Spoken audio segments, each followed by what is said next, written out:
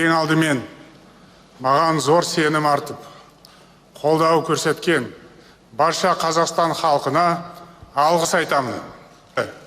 Сондықтан бұл жеңіс халқымыздың жеңісі. Осы күндері менің атыма азаматтарымыздан көптеген өтініш тілектер келіп түсуде. Олардың бәріне ортақ бір ғана тілек: елбасымыздың жолын, стратегиясын сақтау және оны одан әрі нығайту. Шын мәнінде халықтың дәл осындай өтініш тілек айтуы заңды, орынды.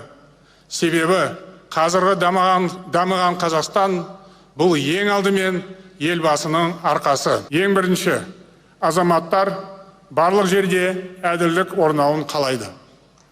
Әлеуметтік саясаттан бастап, мемлекеттік органдардың халыққа әділ қызмет көрсетуін талап етеді.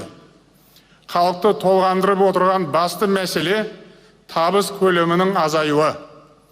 Халықаралық қаржы нарықтарының тұрақсыздануы, теңгенің девальвациясы халықтың табысына кері әсер етті.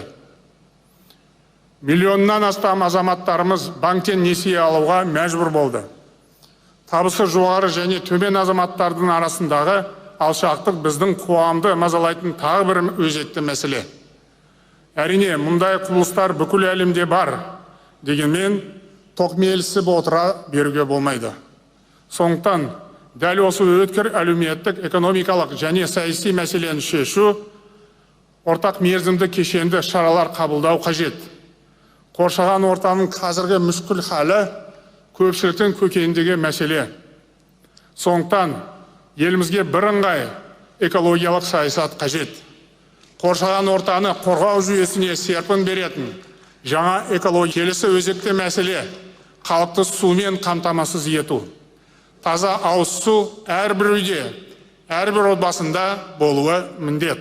Қазақстанның жарқын болашағы үшін, халық үшін аянбай еңбек етуге серт беремін.